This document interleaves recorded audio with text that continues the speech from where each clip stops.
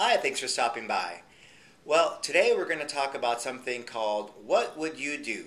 Should I hold or should I sell? Many times investors come to me and say, Sergio, I have this property and I don't know if I should sell it or hold it. What's going to happen in the real estate? Is it going to come back in 5 years? Is it going to be 6, 10? What's going on? Whew. Well, to that, I have prepared this short little example of a client that came to me with an investment property with just this situation.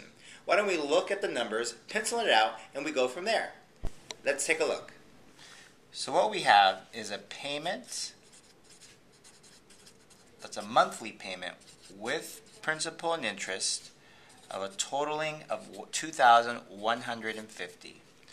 A rent payment, which is cash flow, of $1,150, leaving a balance of $1,000 outstanding.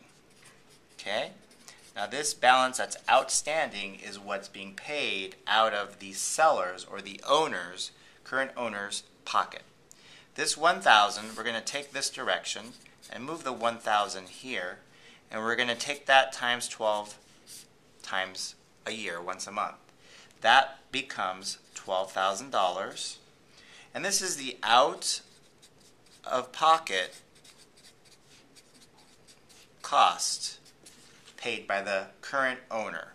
If the market were to take 5 years to recover, that's years of recovery,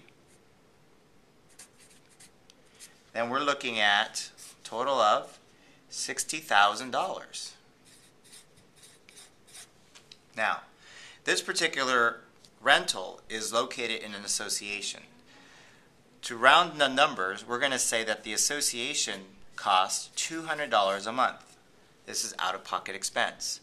Again, times 12 for the year, that's $2,400 out of pocket. Okay, now we'll take the same 5 years of recovery, and that'll equal $12,000.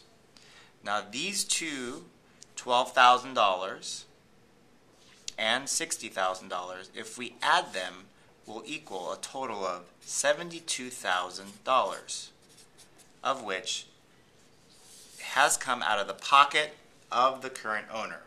Now, a lot of people think this is the break-even number that I have to come out with in order to keep this property or sell this property. But I invite you to look at it this way.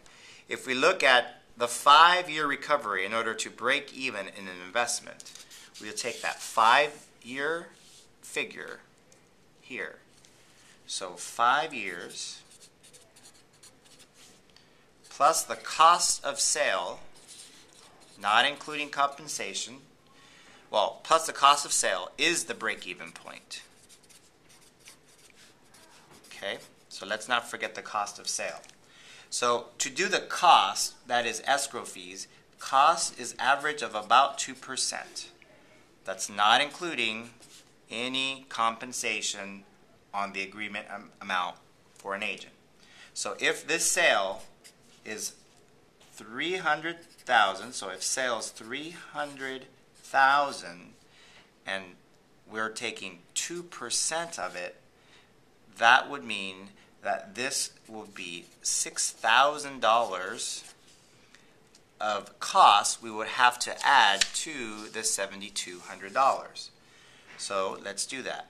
72,000 plus 6,000 would equal $78,000 plus the agreed compensation for your agent. So these two numbers then would equal the break-even point. Okay? You have to ask yourself, what is that number, and what could you do with this $78,000 instead of holding it for the 5 years? Now, this being said, we're talking 5, 6, or 7 years away. So your increase of 72,000 has just jumped up to 78,000. And if you have any agreed upon compensation, then you can add that on top of that. So is it really the 5, the 6, or the 7 years? So we'll leave it at this. Being this, what you see here number-wise and what I've shown you, the question will be and stands is, what will you do? Thanks again. So now that we got that down, I'm sure it was very easy for you to follow how it is that you can start looking at, should I hold it or should I sell it? Now keep in mind, each situation has its own criteria, its own needs basis, and everything has its place. I would also recommend that you talk to your CPA, your tax accountant, or an attorney to see if this situation fits you.